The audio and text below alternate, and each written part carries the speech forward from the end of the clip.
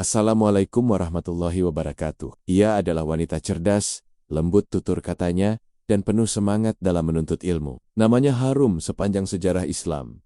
Dialah Aisyah binti Abu Bakar, istri kesayangan Rasulullah, yang cintanya begitu besar hingga diabadikan dalam wahyu ilahi. Di balik kelembutannya, tersimpan kecerdasan luar biasa. Di balik usianya yang muda, tersimpan ilmu yang diwariskan kepada generasi setelahnya. Ia bukan hanya istri Nabi, tapi juga guru bagi umat ini. Apa yang membuat Aisyah begitu istimewa? Bagaimana perjalanan hidupnya hingga menjadi wanita yang paling dicintai Nabi Muhammad? Simak kisah penuh hikmah ini sampai akhir.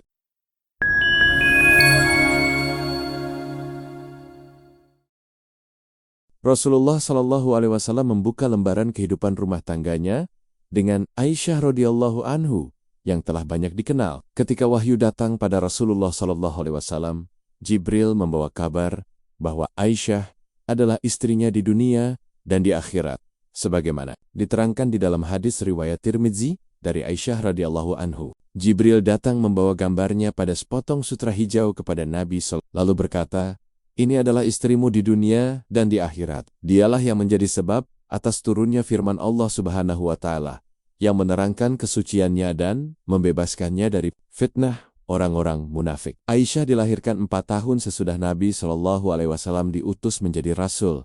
Semasa kecil, dia bermain-main dengan lincah. Dan ketika dinikahi Rasulullah Shallallahu Alaihi Wasallam, usianya belum genap 10 tahun. Dalam sebagian besar riwayat disebutkan bahwa Rasulullah 2 tahun setelah wafatnya Khadijah radhiyallahu anhu, datang wahyu kepada Nabi Shallallahu Alaihi Wasallam untuk menikahi Aisyah radhiyallahu anhu. Setelah itu Nabi Shallallahu Alaihi Wasallam berkata kepada Aisyah, "Aku melihatmu dalam tidurku 3 malam berturut-turut. Malaikat mendatangiku dengan membawa gambarmu pada selembar sutra seraya berkata, 'Ini adalah istrimu.' Ketika aku membuka tabirnya, tampaklah wajahmu. Kemudian aku berkata kepadanya, 'Jika ini benar dari Allah Subhanahu wa Ta'ala, niscaya akan terlaksana.' Mendengar kabar itu, Abu Bakar dan istrinya sangat senang. Terlebih lagi ketika Rasulullah setuju menikahi putri mereka, Aisyah. Beliau mendatangi rumah mereka, dan berlangsunglah pertunangan yang penuh berkah itu. Setelah pertunangan itu, Rasulullah hijrah ke Madinah bersama para sahabat. Sementara istri-istri, beliau ditinggalkan di Makkah setelah beliau menetap di Madinah. Beliau mengutus orang untuk menjemput mereka, termasuk di dalamnya Aisyah. Dengan izin Allah Subhanahu wa Ta'ala menikahlah Aisyah dengan mas kawin 500 dirham. Aisyah tinggal di kamar yang berdampingan dengan Masjid Nabawi. Di kamar itulah wahyu banyak turun, sehingga kamar itu disebut juga sebagai tempat turunnya wahyu. Di hati Rasulullah Shallallahu Alaihi Wasallam, kedudukan Aisyah sangat istimewa dan tidak dialami oleh istri-istri beliau yang lain. Di dalam hadis yang diriwayatkan oleh Anas bin Malik dikatakan, cinta pertama yang terjadi di dalam Islam adalah cintanya Rasulullah Shallallahu Alaihi Wasallam kepada Aisyah. Di dalam riwayat Tirmidzi, bahwa ada seseorang yang menghina Aisyah di hadapan Ammar bin Yasir, sehingga Ammar berseru kepadanya, "Sungguh celaka kamu. Kamu telah menyakiti istri kecintaan Rasulullah Sallallahu. Sekalipun perasaan cemburu istri-istri Rasulullah Sallallahu Alaihi Wasallam terhadap Aisyah sangat besar, mereka tetap menghargai kedudukan Aisyah yang sangat terhormat. Bahkan ketika Aisyah wafat, Ummu Salamah berkata, 'Demi Allah Subhanahu wa Ta'ala, dia adalah manusia yang paling beliau cintai selain ayahnya yakni Abu Bakar.' Di antara istri-istri Rasulullah, Saudah bin Zumah sangat memahami kutiman-kutaman Aisyah, sehingga dia merelakan seluruh malam bagiannya untuk Aisyah. Dengan demikian dapat dikatakan bahwa Aisyah sangat memperhatikan sesuatu yang menjadikan Rasulullah Shallallahu Alaihi Wasallam rela. Dia menjaga agar jangan sampai beliau menemukan sesuatu yang tidak menyenangkan darinya. Karena itu, salah satunya, dia senantiasa mengenakan pakaian yang bagus dan selalu berhias untuk Rasulullah Shallallahu Alaihi Wasallam menjelang wafat. Rasulullah SAW meminta izin kepada istri-istrinya untuk beristirahat di rumah Aisyah selama sakitnya hingga wafat. Dalam hal ini Aisyah berkata, "Merupakan kenikmatan bagiku karena Rasulullah Shallallahu Alaihi Wasallam wafat di pangkuanku." Bagi Aisyah, menetapnya Rasulullah Shallallahu Alaihi Wasallam selama sakit di kamarnya merupakan kehormatan yang sangat besar, karena dia dapat merawat beliau hingga akhir hayat. Rasulullah Shallallahu Alaihi Wasallam dikuburkan di kamar Aisyah, tepat di tempat beliau meninggal. Sementara itu, dalam tidurnya, Aisyah melihat 3 buah bulan jatuh ke kamarnya.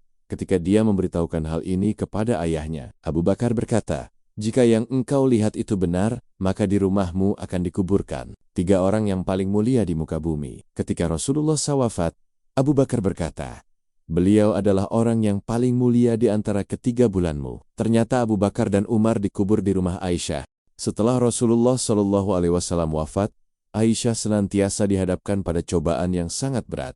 Namun dia menghadapinya dengan hati yang sabar, penuh kerelaan terhadap takdir Allah Subhanahu wa Ta'ala, dan selalu berdiam diri di dalam rumah semata-mata untuk taat kepada Allah Subhanahu wa Ta'ala. Rumah Aisyah senantiasa dikunjungi orang-orang dari segala penjuru untuk menimba ilmu atau untuk berziarah ke makam Nabi SAW. Ketika istri-istri Nabi SAW hendak mengutus Utsman menghadap Khalifah Abu Bakar untuk menanyakan harta warisan Nabi SAW yang merupakan bagian mereka, Aisyah justru berkata, "Bukankah Rasulullah SAW telah berkata, 'Kami, para nabi tidak meninggalkan harta warisan, apa yang kami tinggalkan itu adalah sedekah.'" Dalam penetapan hukum pun, Aisyah kerap langsung menemui wanita-wanita yang melanggar syariat Islam. Di dalam Thabakat, Ibnu Sa'ad mengatakan bahwa Hafsyah binti Abdirrahman menemui Ummul Mukminin Aisyah radhiyallahu anhu. Ketika itu Hafsyah mengenakan kerudung tipis. Secepat kilat Aisyah menarik kerudung tersebut dan menggantinya dengan kerudung yang tebal. Aisyah tidak pernah mempermudah hukum, kecuali jika sudah jelas dalilnya dari Al-Quran dan Sunnah. Aisyah adalah orang yang paling dekat dengan Rasulullah SAW, sehingga banyak menyaksikan turunnya wahyu kepada beliau. Aisyah pun memiliki kesempatan untuk bertanya langsung kepada Rasulullah jika menemukan sesuatu yang belum dia pahami tentang suatu ayat. Dengan demikian dapat dikatakan bahwa ia memperoleh ilmu langsung dari Rasulullah SAW. Aisyah termasuk wanita yang banyak menghafalkan hadis, sehingga para ahli hadis menempatkan dia pada urutan kelima dari para penghafal hadis setelah Abu Hurairah, Ibnu Umar, Anas bin Malik, dan Ibnu Abbas dalam hidupnya yang penuh dengan jihad. Sayyidah Aisyah wafat pada usia 66 tahun, bertepatan dengan bulan Ramadan, tahun ke-58 Hijriah, dan dikuburkan di Baqi. Kehidupan Aisyah penuh dengan kemuliaan, kezuhudan, ketawaduan, pengabdian sepenuhnya kepada Rasulullah, selalu beribadah serta senantiasa melaksanakan sholat malam. Selain itu, Aisyah banyak mengeluarkan sedekah, sehingga di dalam rumahnya tidak akan ditemukan uang 1 dirham atau 1 dinar pun, di mana sabda Rasul, "Berjaga dirilah engkau dari api neraka, walaupun hanya dengan sebiji kurma." Hadis riwayat Ahmad. Kemuliaan dan keutamaan Aisyah. Beliau adalah Ummul Mukminin, Ummu Abdillah, Aisyah binti Abu Bakar, Siddiqah binti Siddiqal Akbar, istri tercinta Rasulullah SAW. Beliau lahir 4 tahun setelah diangkatnya Muhammad menjadi seorang nabi. Ibu beliau bernama Ummu Muruman binti Amir bin Uwaimir bin Abdi Syams bin Kinanah yang meninggal dunia pada waktu Rasulullah SAW masih hidup, yaitu tepatnya pada tahun ke-6 Hijriyah.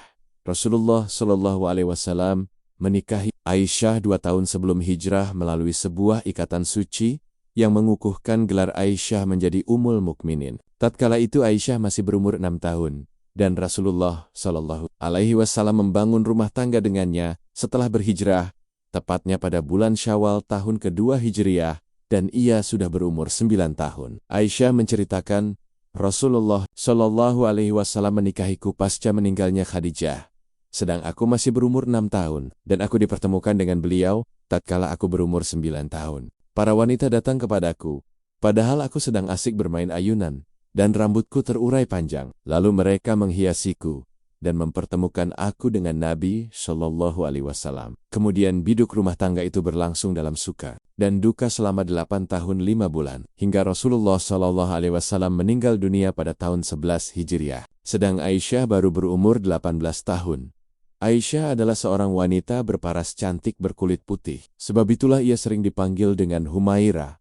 Selain cantik, ia juga dikenal sebagai seorang wanita cerdas yang Allah Subhanahu wa Ta'ala telah mempersiapkannya untuk menjadi pendamping Rasulullah SAW dalam mengemban amanah risalah yang akan menjadi penyejuk mata dan pelipur lara bagi diri beliau. Suatu hari, Jibril memperlihatkan kepada Rasulullah SAW gambar Aisyah pada secarik kain sutra berwarna hijau sembari mengatakan, "Ia adalah calon istrimu kelak, di dunia dan di akhirat." Hadis riwayat At-Tirmizi. Selain menjadi seorang pendamping setia yang selalu siap memberi dorongan dan motivasi kepada suami tercinta di tengah beratnya medan dakwah dan permusuhan dari kaumnya, Aisyah juga tampil menjadi seorang penuntut ilmu yang senantiasa belajar dalam madrasah nubuah di mana beliau menimba ilmu langsung dari sumbernya.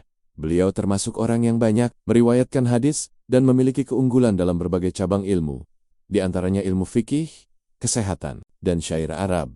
Setidaknya sebanyak 1210 hadis yang beliau riwayatkan telah disepakati oleh Imam Bukhari dan Muslim, dan 174 hadis yang hanya diriwayatkan oleh Imam Bukhari, serta 54 hadis yang hanya diriwayatkan oleh Imam Muslim. Sehingga pembesar, para sahabat kibar tatkala mereka mendapatkan permasalahan, mereka datang dan merujuk kepada Ibunda Aisyah. Kedudukan Aisyah di sisi Rasulullah. Suatu hari orang-orang Habasyah masuk masjid dan menunjukkan atraksi permainan di dalam masjid. Lalu Rasulullah SAW memanggil Aisyah, "Wahai Humairah, apakah engkau mau melihat mereka?" Aisyah menjawab, "Iya." Maka Nabi SAW berdiri di depan pintu. Lalu aku datang dan aku letakkan daguku pada pundak Rasulullah SAW dan aku tempelkan wajahku pada pipi beliau. Lalu ia mengatakan, di antara perkataan mereka, tatkala itu adalah, "Abul Qasim adalah seorang yang baik." Maka Rasulullah SAW mengatakan, "Apakah sudah cukup wahai Aisyah?" Ia menjawab, "Jangan terburu-buru wahai Rasulullah." Maka beliau pun tetap berdiri. Lalu Nabi SAW mengulangi lagi pertanyaannya, "Apakah sudah cukup wahai Aisyah?" Namun Aisyah tetap menjawab, "Jangan terburu-buru wahai Rasulullah SAW." Aisyah mengatakan, "Sebenarnya bukan karena aku senang melihat permainan mereka, tetapi aku hanya ingin memperlihatkan kepada para wanita bagaimana kedudukan Nabi SAW terhadapku dan kedudukanku terhadapnya." Hadis riwayat An-Nasai. Canda Nabi kepada Aisyah. Aisyah bercerita, "Suatu waktu Rasulullah SAW datang untuk menemuiku sedang aku tengah bermain-main dengan gadis-gadis kecil. Lalu Rasulullah SAW bertanya kepadaku, 'Apa ini wahai Aisyah?' Lalu aku katakan, 'Itu adalah kuda Nabi Sulaiman yang memiliki sayap.' Maka Nabi SAW pun tertawa." Hadis Ibnu Sa'id. Suatu hari Rasulullah SAW berlomba lari dengan Aisyah, dan Aisyah menang. Aisyah bercerita, "Nabi SAW berlari dan mendahuluiku, namun aku mengejarnya hingga aku mendahuluinya. Tetapi tatkala badanku gemuk, Nabi SAW mengajak lomba lari lagi, namun beliau mendahului. Kemudian beliau mengatakan, 'Wahai Aisyah, ini adalah balasan atas kekalahanku yang dahulu.'" Hadis riwayat Tabrani. Keutamaan Aisyah radhiyallahu anhu.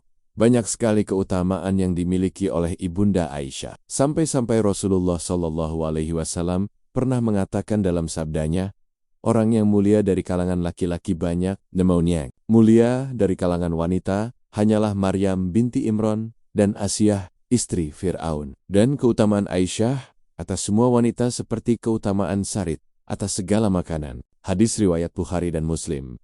Beberapa kemuliaan itu diantaranya, pertama, beliau adalah satu-satunya istri Nabi SAW yang dinikahi tatkala gadis, berbeda dengan istri-istri Rasulullah SAW yang lain karena mereka dinikahi tatkala janda.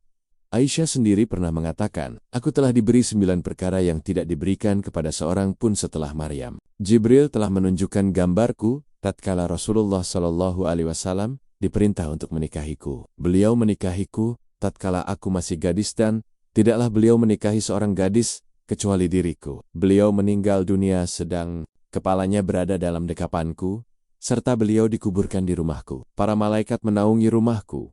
Al-Quran turun sedang aku dan beliau berada dalam satu selimut. Aku adalah putri kekasih dan sahabat terdekatnya. Pembelaan kesucianku turun dari atas langit. Aku dilahirkan dari 2 orang tua yang baik. Aku dijanjikan dengan ampunan dan rezeki yang mulia. Kedua, beliau adalah orang yang paling dicintai oleh Rasulullah SAW dari kalangan wanita. Suatu ketika Amr bin Alash bertanya kepada Rasulullah SAW, "Wahai Rasulullah, siapakah manusia yang paling engkau cintai?" Beliau menjawab, "Aisyah." "Dari kalangan laki-laki?" tanya Amr. Beliau menjawab, bapaknya. Hadis riwayat Bukhari dan Muslim. Maka pantaskah kita membenci, apalagi mencela orang yang paling dicintai oleh Rasulullah SAW? Mencela Aisyah berarti mencela, menyakiti hati, dan mencoreng kehormatan Rasulullah SAW. Nauzubillah. Ketiga, Aisyah adalah wanita yang paling alim daripada wanita lainnya. Berkata Az-Zuhri, apabila ilmu Aisyah dikumpulkan dengan ilmu seluruh para wanita lain, maka ilmu Aisyah lebih utama. Berkata Atta, Aisyah adalah wanita yang paling faqih dan pendapat-pendapatnya adalah pendapat yang paling membawa kemaslahatan untuk umum. Berkata Ibnu Abdul Bar, Aisyah adalah satu-satunya wanita di zamannya yang memiliki kelebihan dalam 3 bidang ilmu, ilmu fikih, ilmu kesehatan, dan ilmu syair. Keempat, para pembesar sahabat apabila menjumpai ketidakpahaman dalam masalah agama, maka mereka datang kepada Aisyah dan menanyakannya, hingga Aisyah menyebutkan jawabannya. Berkata Abu Musa al-Asy'ari, tidaklah kami kebingungan tentang suatu hadis lalu kami bertanya kepada Aisyah, kecuali kami mendapatkan jawaban dari sisinya. Kelima, tatkala istri-istri Nabi SAW diberi pilihan untuk tetap bersama Nabi SAW dengan kehidupan apa adanya, atau diceraikan dan akan mendapatkan dunia, maka Aisyah adalah orang pertama yang menyatakan tetap bersama Nabi SAW bagaimanapun kondisi beliau, sehingga istri-istri Nabi SAW yang lain mengikuti pilihan-pilihannya. Keenam, syariat tayamum disyariatkan karena sebab Aisyah, yaitu tatkala manusia mencarikan kalungnya yang hilang di suatu tempat hingga datang waktu syalat, namun mereka tidak menjumpai air hingga disyariatkanlah tayamum. Berkata Usaid bin Hudair, itu adalah awal keberkahan bagi kalian, wahai keluarga Abu Bakar. Hadis riwayat Bukhari ke-7. Aisyah adalah wanita yang dibela kesuciannya dari langit ke-7, prahara tuduhan zina yang dilontarkan orang-orang munafik untuk menjatuhkan martabat Nabi SAW lewat istri beliau, telah tumbang dengan turunnya 16 ayat secara berurutan yang akan senantiasa dibaca hingga hari kiamat. Allah Subhanahu wa Ta'ala mempersaksikan kesucian Aisyah dan menjanjikannya dengan ampunan dan rezeki yang baik. Namun, karena ketawaduannya, kerendahan hatinya, Aisyah mengatakan, sesungguhnya perkara yang menimpaku atas diriku itu lebih hina bila sampai Allah Subhanahu wa Ta'ala berfirman tentangku melalui wahyu yang akan senantiasa dibaca. Hadis riwayat Bukhari.